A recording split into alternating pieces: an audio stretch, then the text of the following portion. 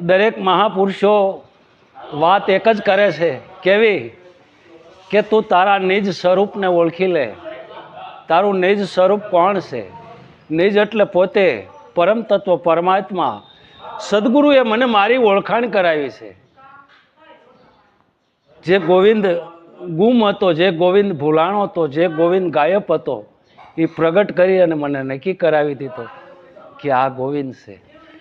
એટલે કીધું ગુરુ ગોવિંદ દોનો ખડા કિસકી લાગુ પાય, બલિહારી ગુરુ દેવ કી जिसने गोविंद दियो बताए. મને મારો ગોવિંદ બતાવી દીધો કે આ તારો ગોવિંદ. આવા મારા સદગુરુ મને મળ્યા છે. અને જે ભજન આપ્યું છે એ ભજન કેવું છે? નો હલે ઓઠ નો હલે જીભ સહેજ સમરણ કીજીએ. ઓઠ કટ હલે નહીં, રટના રटे नहीं राम. राम हमारा झाप जपे हम बैठे आराम. ભજન તો મારે કરવું ન પડે, ભજન થઈ જાય છે. કેવી રીતે?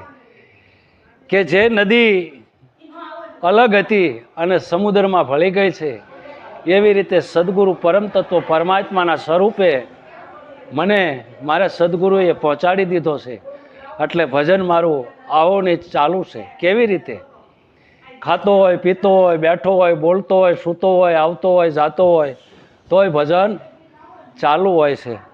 હવે એ ભજન એવું છે, યથાર્થ જ્ઞાન પરમ તત્વ પરમાત્માનું જો કોઈ જીવાત્માઓ જાણે, વિચારે કે અનુભવે તો એનું જીવન ધન્ય બની જાય એવું છે.